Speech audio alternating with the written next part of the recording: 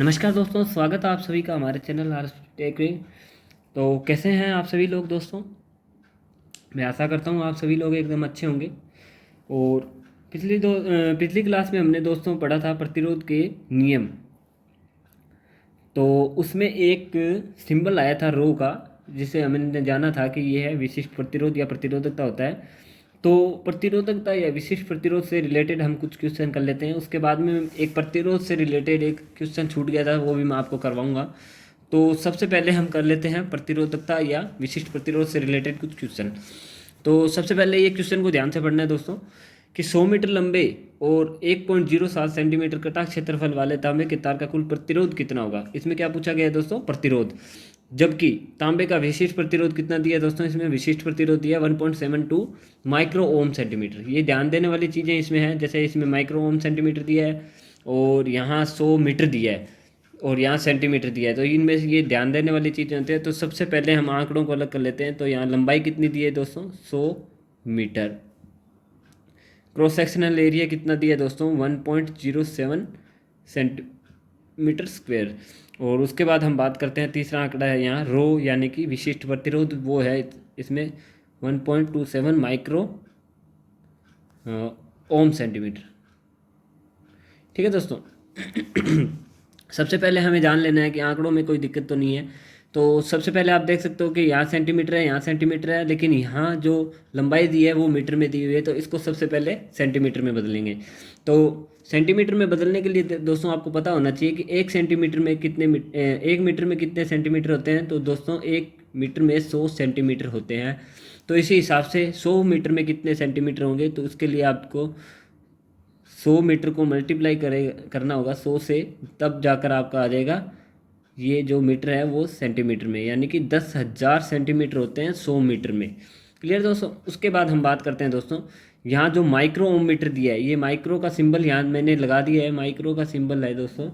तो माइक्रो में माइक्रो का मतलब कितना होता है, माइक्रो का मतलब मैं आपको पहले बता चुका हूँ। माइक्रो का मतलब होता है 10⁻⁻6। तो इसको थोड़ा हल कर लेते हैं दोस्तों। तो 1.72 इंटू 10⁻⁻6 ओम सेंटीमीटर है दोस्तों ये आंकड़ा। ठीक है। अब हम बात करते हैं दोस्तों, इसमें सूत्र कौन सा लगेगा। तो आपको पता है दोस्तों, आर बराबर मैंने बताया था रो L/A, ये इसका मेन सूत्र था। तो इसमें हम मान रख देते हैं सभी चीज़ों का। तो अब दोस्तों हम इसमें सूत्र में मान रखते हैं। सबसे पहले चलो थोड़ा इसको ऊपर कर देते हैं। तो सबसे पहले दोस्तों आर बराबर हम लिख लेते हैं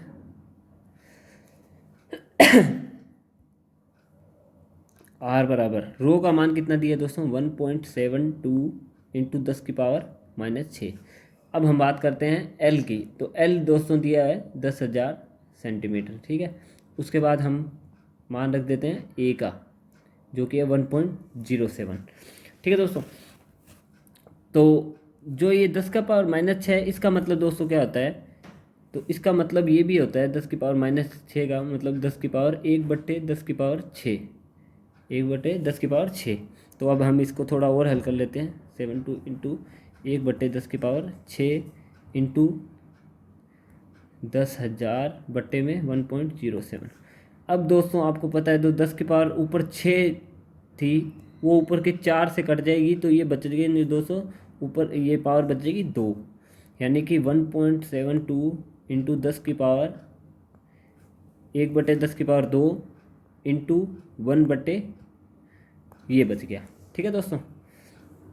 अब इसको हल कर लेते हैं दोस्तों। तो ये इसका मतलब यही बच गया, डायरेक्ट इतना बच गया 1.72 इंटू 10⁻2 बट्टे 1.07, जो कि आएगा 1 पॉइंट समथिंग। ठीक है। और इंटू आ जाएगा इंटू 10⁻2 ओम, ये आ जाएगा रजिस्टेंस लगभग। तो दोस्तों इसको पूरा एकदम एक्यूरेट आंसर निकालने के लिए आपको थोड़ा इसको हल कर लेना है। मैंने आइडिया बता दिया आपको किस टाइप से ये क्वेश्चन होने वाला है। ठीक है दोस्तों। अब हम बात करते हैं नेक्स्ट क्वेश्चन की, जो किस प्रकार रहने वाले हैं। तो यहाँ आप सबसे पहले क्वेश्चन को पढ़ना है कि 14 मीटर लंबे तथा 0.14 सेंटीमीटर व्यास वाले यूरोक का तार का प्रतिरोध 2.5 ओम है। तो उसका विशिष्ट प्रतिरोध, यानी कि यहाँ क्या ज्ञात करना है दोस्तों, विशिष्ट प्रतिरोध। तो सबसे पहले यहाँ हम आंकड़े ले लेते हैं। लंबाई कितनी दी है, 14 मीटर। उसके बाद में एरिया ना देकर डाया दिया हुआ है 0.14 सेंटीमीटर। ठीक है दोस्तों। उसके बाद तीसरी चीज़ दी हुई है प्रतिरोध, आर बराबर कितना दिया है, 2.5 ओम। ठीक है दोस्तों। अब हम बात करते हैं सबसे पहले कि बाकी सभी आंकड़े, ये भी सेंटीमीटर में है, चलो ये सेंटीमीटर में है लेकिन ये मीटर में है, तो इस मीटर को सेंटीमीटर में बदलेंगे तो 14 इंटू 100 कर देंगे, यानी कि 1400 सेंटीमीटर आ गया लंबाई। अब बात करते हैं डाया। तो हमें जो सूत्र है आर बराबर रो एल अपॉन ए, इसमें कहीं भी डाया दिया हुआ है, डाया का जिक्र कहीं नहीं है, तो इसलिए हमें क्या निकालना है इस डाया से, एरिया यानी कि क्षेत्रफल। तो जब भी डाया दिया हो तो एरिया का सूत्र रहता है दोस्तों पाई डी स्क्वेयर बाई 4, डी यानी कि डायामीटर जिसको बोलते हैं व्यास। ठीक है। तो इससे हम सबसे पहले इसका एरिया निकाल लेते हैं। तो एरिया कैसे निकलेगा दोस्तों, यहाँ इसमें मान रखते हैं। तो पाई का मान होता है 22/7 इंटू डी स्क्वेयर का मान कितना हो गया दोस्तों, डी का मान दिया है 0.14, तो डी स्क्वेयर हो गया 0.14 इंटू 0.14। ठीक है, बट्टे में 4 आ जाएगा। तो ये हो गया दोस्तों एरिया। हम एरिया को इसी प्रकार रखेंगे जो कि हम सीधा का सीधा सूत्र में रख देंगे। अब हमें निकालना क्या है दोस्तों, रो यानी कि विशिष्ट प्रतिरोध। रो बराबर क्या होता है, आर ए अपॉन एल होता है। ठीक है। अब हम इसमें मान रख देते हैं, इसमें मान रख देते हैं हम। तो रो बराबर आ जाएगा दोस्तों, आर का मान दिया है 2.5 ओम इंटू एरिया कितना है दोस्तों, यहाँ एरिया 22/7 जो है वो बटे में चला जाएगा, इंटू 0.14 इंटू 0.14। ठीक है, और बट्टे में क्या चला जाएगा, 4। और यहाँ क्या है एल, और एल का मान दिया है दोस्तों 1400। तो अब इसको थोड़ा हल कर लेते हैं। तो जो पॉइंट के बाद में 2 संख्या है तो इसकी जगह हम नीचे लगा देते हैं 10,000। ठीक है दोस्तों, इसके पॉइंट हट गए। उसके बाद में एक पॉइंट और दिया है, इसकी एक जीरो और लगा देते हैं। तो यानी कि सभी पॉइंट हटने के बाद में ये आ जाएगा 25 इंटू 22 इंटू 14 इंटू 14, बट्टे में आ जाएगा 7 इंटू 4 इंटू 1400, और इंटू आ जाएगा 1,00,000। ठीक है दोस्तों। अब इसको काट देते हैं, 14 से 14 कट गया, यहाँ बच गया 100। ठीक है, और 7 से 14 2 बार गया, 2 से 4 2 बार गया, और 2 से ये 11 बार गया।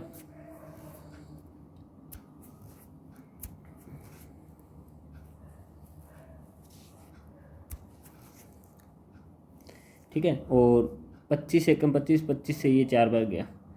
ठीक है दोस्तों। अब हम बात करते हैं इसकी।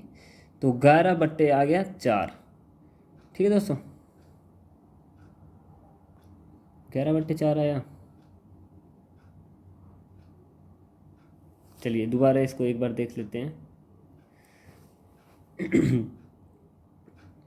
ये 14 से 1400 कट गया, यहाँ 100 बच गया, और फिर से ये जो 14 था उससे ये 2 बार कट गया 7 से, और 2 से ये 2 बार कट गया, ये 2 से 11 बार कट गया, और ये 25 यहाँ से 4 बार कट गया।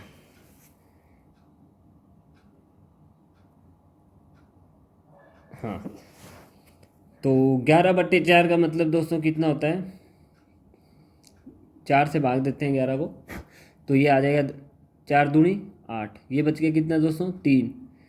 एक जीरो लगाने पे आ जाएगा, सॉरी ऐसे नहीं, हाँ 2.7, और बचा कितना 2 जीरो, और ये चला गया 5 पे। तो अब हम बात करते हैं दोस्तों, बट्टे में ये क्या आ गया, 1,00,000। तो अब इसको हम अब इसको हम माइक्रो में बदल देते हैं दोस्तों। तो माइक्रो में बदलने के लिए मल्टीप्लाई करना होगा किससे, 10,00,000 से। तो ये 5 जीरो से दोस्तों 5 जीरो यहाँ कट जाएंगे, और जो 1 जीरो बचेगा,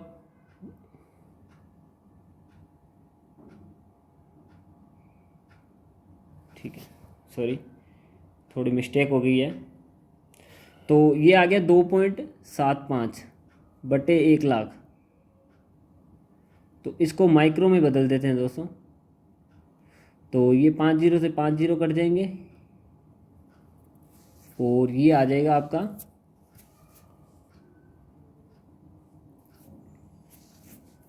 यहाँ 2 जीरो आ गए, 1 जीरो से 1 जीरो फिर कट जाएगा, तो ये आ गया आपका 27.5।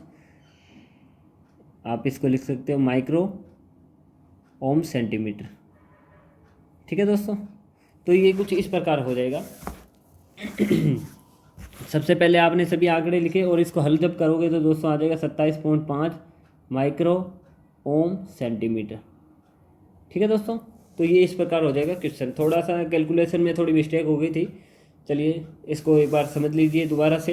तो सबसे पहले हमने एरिया निकाला किससे, पाई डी स्क्वेयर बाई 4 से। उसके बाद में एरिया को सीधा जो एरिया निकला था वो इसको हमने एज इट एज इसमें लिख दिया रो के सामने। ठीक है दोस्तों, उसके बाद में हम बात करते हैं, इसको हमने हल किया था तो ये इसका लास्ट में जो आंसर निकल के आया है वो है 27 यानी कि 27.5 माइक्रो ओम सेंटीमीटर आ गया।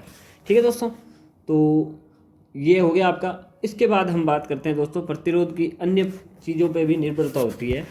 तो अच्छा, उससे पहले एक प्रतिरोधक में आपको मैं एक क्वेश्चन बताना भूल गया था, जो कि है माना कि एक 10 मीटर लंबी तार है, 10 मीटर लंबी तार है जिसका प्रतिरोध कितना है, 100 ओम है। अब मान लो इसको 10 बराबर भागों में बांट दिया। ठीक है दोस्तों, ये बराबर तो नहीं है लेकिन मान लो बराबर 10 भागों में बांट दिया और इसका एक लड़िए या स्टैंडर्ड चालक बना दिया, गूंथ कर इनको, इन 10 के 10 को गूंथ कर एक स्टैंडर्ड चालक बना दिया। यानी कि 1-1 मीटर के 10 चालकों को मिलाकर क्या बना दिया, स्टैंडर्ड चालक बना दिया। तो स्टैंडर्ड चालक जो बनेगा उसके जो दोनों सिरों पे जो प्रतिरोध नापा जाएगा वो कितना होगा, ये ज्ञात करने के लिए इसका एक सूत्र होता है दोस्तों, R/N²। तो इसमें R तो रहेगा पुराना, जैसे कि 100 बटे में N, यानी कि नए टुकड़े कितने किए, 10, तो 10 की स्क्वायर आ जाएगी यहाँ। तो ये भी 100 हो गया, नीचे भी ये भी हो गया, यानी कि 1 ओम आ गया। पहला तरीका तो ये होता है इसका निकालने का। यानी कि टोटल प्रतिरोध पूरे लंबे एकल चालक का बटे में जितने टुकड़े किए उनके स्क्वायर। तो ये तो गया पहला तरीका। दूसरा तरीका दोस्तों मैं बता दूँ, जैसे मान लो हमने बोला 1-1 मीटर के 10 टुकड़े लिए। अब जब इनको लड़िए चालक बनाया या स्टैंडर्ड वायर बनाई तो ये एक दूसरे के क्या हो जाएंगे, समांतर में हो जाएंगे। तो एक दूसरे के समांतर में यदि 1 मीटर, चलो 1 मीटर मायने नहीं रखता, लेंथ इनकी समान है और प्रतिरोध भी प्रत्येक का कितना आ जाएगा दोस्तों, 10 ओम आ जाएगा। कैसे कि 100 ओम टोटल का और 10 टुकड़े करे तो कितना आ गया, 10 ओम प्रत्येक टुकड़े का। तो 10-10 ओम के यदि 10 टुकड़ों को समांतर में जोड़ा जाए तो टोटल प्रतिरोध क्या आएगा दोस्तों, तो उसका सूत्र होता है R/N का। कैसे कि 1 का प्रतिरोध बटे में जितने टोटल समांतर में जुड़े हैं वो, यानी कि 1 का प्रतिरोध 10 ओम है और टोटल टुकड़े कितने हैं, 10 हैं, यानी कि कितना आ जाएगा, 1 ओम। तो ये एक प्रकार का और रहता है प्रतिरोधक में। इसके बाद हम बात करते हैं दोस्तों प्रतिरोध और किन चीज़ों पे निर्भर करता है। सबसे पहले हमने बात की थी लंबाई, लंबाई पे मैंने बताया आपको लंबाई के साथ साथ बढ़ता है। दूसरी बात हम करते हैं कटाक्ष क्षेत्रफल। कटाक्ष क्षेत्रफल, कटाक्ष क्षेत्रफल जैसे बढ़ेगा वैसे उसका प्रतिरोध घटेगा, ये हो गया। उसके बाद हम बात करते हैं दोस्तों प्रकृति की। प्रकृति से संबंध है विशिष्ट प्रतिरोध का, विशिष्ट प्रतिरोध का, यानी कि प्रतिरोध पदार्थ की प्रकृति पे भी निर्भर करता है। ठीक है दोस्तों, उसके बाद हम बात करते हैं चौथी चीज़ की, तापमान की। तो दोस्तों आपको बता दूं, तापमान पे प्रतिरोध की निर्भरता को बोलते हैं ताप गुणांक। ताप गुणांक। तो आज का टॉपिक अब हमारा रहने वाला है दोस्तों ताप गुणांक। तो लगा लीजिए टॉपिक ताप गुणांक। तो ताप गुणांक को इंग्लिश में बोलते हैं टेम्परेचर, टेम्परेचर कोफिशिएंट। ताप गुणांक को इंग्लिश में क्या बोलते हैं, टेम्परेचर कोफिशिएंट। ठीक है दोस्तों, तो सबसे पहले जान लेते हैं ताप गुणांक होता क्या है। तो मानो कोई भी पदार्थ का एक, ये पदार्थ है कोई भी, तो ताप गुणांक को समझने के लिए मैं आपको बता दूं दोस्तों कि इस जो भी ये पदार्थ का टुकड़ा है एक, इसका जो जो भी प्रतिरोध होगा फिक्स प्रतिरोध होगा, और जैसे जैसे इस टुकड़े का प्रतिरोध तापमान बढ़ेगा दोस्तों, वैसे वैसे इसके प्रतिरोध में भी कुछ अंतर आएगा, जिसको हम ताप गुणांक के नाम से जानते हैं दोस्तों। तो ताप गुणांक की जो परिभाषा है वो इस प्रकार रहती है दोस्तों। तो प्रत्येक डिग्री या डिग्री सेंटीग्रेड, ठीक है दोस्तों, यानी कि इस जो टुकड़ा है ये किसी पदार्थ का, इस टुकड़े में तापमान, प्रत्येक डिग्री सेंटीग्रेड तापमान परिवर्तन से जो इस टुकड़े के प्रतिरोध में परिवर्तन होगा उसको ही क्या बोलते हैं, ताप गुणांक। तो इसकी सही परिभाषा जानने के लिए मैं लिख देता हूँ यहाँ, या चलो बोल देता हूँ कि प्रति डिग्री सेंटीग्रेड तापमान में परिवर्तन से जिस प्रकार प्रतिरोध प्रभावित होता है वही उस प्रतिरोध का क्या कहलाता है, ताप गुणांक कहलाता है। यानी कि इस जो मान लो हमने एक पदार्थ का टुकड़ा लिया था, इसमें प्रत्येक डिग्री सेंटीग्रेड तापमान में परिवर्तन करने पर इसके प्रतिरोध में जो परिवर्तन आएगा वो इसका क्या कहलाता है दोस्तों, ताप गुणांक कहलाता है। तो परिभाषा इतनी ज़रूरी नहीं है, लेकिन इसको समझना इसलिए ज़रूरी है कि तापमान से भी प्रतिरोध प्रभावित होता है। कई बार एग्जाम में सीधा पूछ लिया जाता है कि प्रतिरोध किन किन कारकों पर निर्भर करता है, तो जिनमें से मान लो दे दिया लंबाई, कटाक क्षेत्रफल और तापमान, और चौथा दे दिया कि उपरोक्त सभी। तो आप कहीं ये ना कर दो कि तापमान गलत है इसमें या नहीं करता, ये दे देगा कि इनमें से किस पे डिपेंड नहीं करता, तो आपको चौथा ऑप्शन मिल जाएगा इनमें से कोई नहीं। तो यानी कि इन तीनों पे करता है, और उत्तर इसका क्या आ जाएगा, इनमें से कोई नहीं, यानी कि सभी पे करता है। ठीक है दोस्तों, तो अब बात करते हैं जो ताप गुणांक है दोस्तों, वो दो प्रकार के होते हैं। वो पदार्थों को अलग अलग बांटने के लिए दो प्रकार के ताप गुणांक होते हैं दोस्तों, जिनको बोलते हैं ताप गुणांक। अब इनका डिवाइडेशन कर देता हूँ। एक तो होता है एनटीसी और दूसरा होता है पीटीसी। ठीक है दोस्तों, तो एनटीसी को बोलते हैं नेगेटिव टेम्परेचर कोफिशिएंट और पीटीसी को बोलते हैं पॉजिटिव टेम्परेचर कोफिशिएंट, यानी कि ऋणात्मक, और ये हो जाएगा दोस्तों धनात्मक ताप गुणांक। ये धनात्मक हो जाएगा और ये ऋणात्मक ताप गुणांक। इसको बोलते हैं नेगेटिव टेम्परेचर कोफिशिएंट और इसको बोलते हैं पॉजिटिव टेम्परेचर कोफिशिएंट। तो नेगेटिव और पॉजिटिव टेम्परेचर कोफिशिएंट क्या होता है, इसको जानने के लिए मैं आपको बता देता हूँ दोस्तों। एनटीसी का मतलब ये है दोस्तों कि वे पदार्थ जिनका तापमान बढ़ने पे उनका प्रतिरोध क्या होता है, घटता है। यानी कि मैं यहाँ शॉर्ट में लिख देता हूँ, तापमान बढ़ने पर प्रतिरोध घटता है। वो तो होते दोस्तों कौन से, एनटीसी। और जो तापमान बढ़ने पर प्रतिरोध बढ़े, तापमान बढ़ने पर प्रतिरोध जिनका बढ़े वो क्या कहलाते हैं दोस्तों, पीटीसी। तो इसके कुछ एग्जाम्पल होते हैं दोस्तों जो एग्जाम में पूछ लिए जाते हैं। तो एनटीसी में दोस्तों कौन कौन से एग्जाम्पल रहते हैं वो मैं लिखवा देता हूँ। तो इसमें अचालक, सभी अचालक, लकड़ी और पीवीसी वगैरह, ये सभी इसमें आते हैं। किसमें, एनटीसी में। हो सकता है आपको ये क्वेश्चन पूछ लें कि निम्न में से एनटीसी कौन सा नहीं है, और उसमें किसी धातु का नाम दे दे। ठीक है, तो अचालक हो गए, अर्धचालक हो गए, और इलेक्ट्रोलाइट। जिनको पता है अच्छी बात है, इलेक्ट्रोलाइट क्या होते हैं। जिनको नहीं पता वो जब मैं आपको सेल पढ़ाऊंगा तब आपको बता दूंगा। ठीक है, ये सभी क्या आते हैं दोस्तों, एनटीसी में आते हैं। अब हम बात करें तो सभी धातुएं जो भी है, सभी धातुएं व चालक क्या होते हैं दोस्तों, पीटीसी। ठीक है, तो ये हो गया एनटीसी और पीटीसी। ठीक है दोस्तों, उसके बाद हम बात करते हैं, जब हमारा विशिष्ट प्रतिरोध हो गया, तो अब हम बात करते हैं चालकता की। चालकता के बारे में मैं आपको बता चुका हूं दोस्तों। चालकता जिसको बोलते हैं कंडक्टेंस।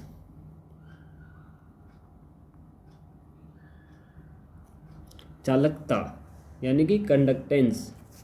ठीक है दोस्तों, तो कंडक्टेंस क्या होता है दोस्तों?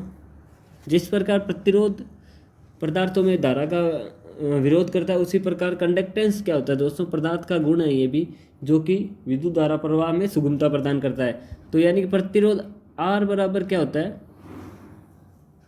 सॉरी, ये क्या होता है दोस्तों? ये प्रतिरोध का उल्टा होता है, और इसका जो प्रतीक है वो जी होता है। इसका मैंने मात्रक भी बताया, मात्रक होता है दोस्तों इसका साइमन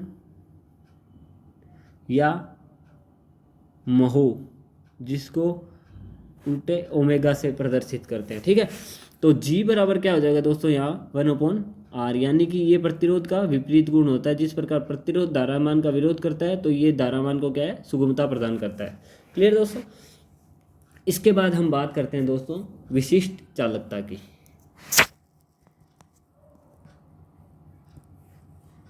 विशिष्ट चालकता, विशिष्ट चालकता को इंग्लिश में क्या बोलेंगे दोस्तों? स्पेसिफिक कंडक्टेंस या स्पेसिफिक कंडक्टिविटी। ठीक है दोस्तों, तो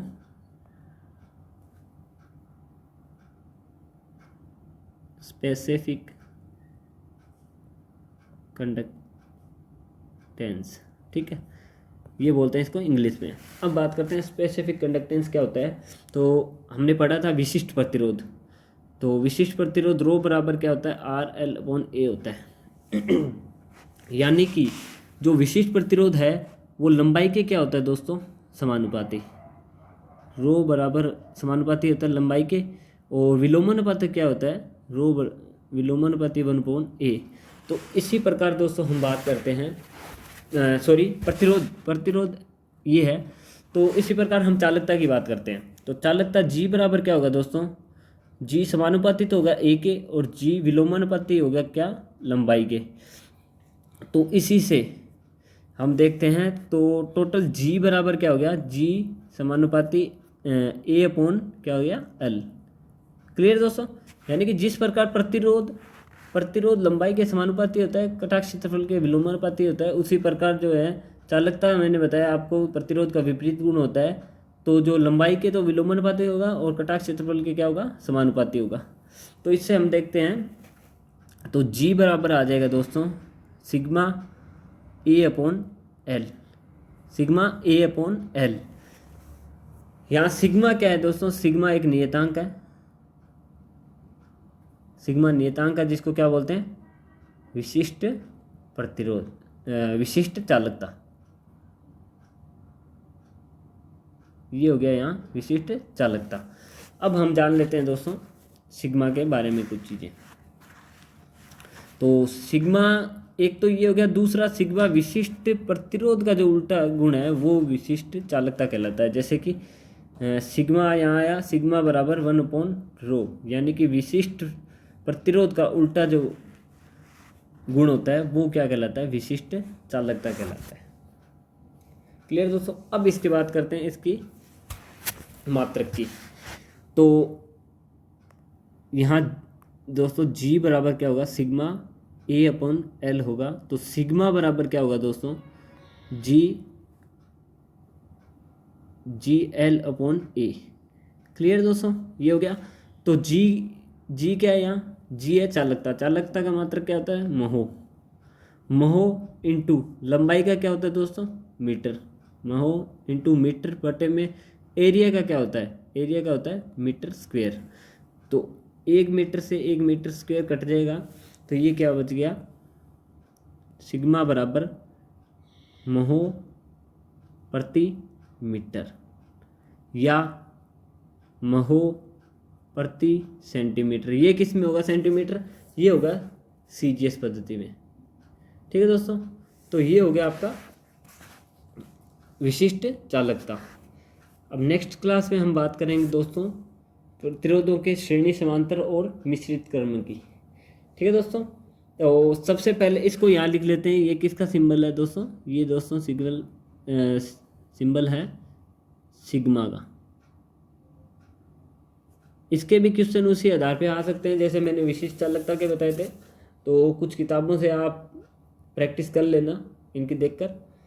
और आज की क्लास दोस्तों इतनी रहेगी, मिलते हैं हम नेक्स्ट क्लास में।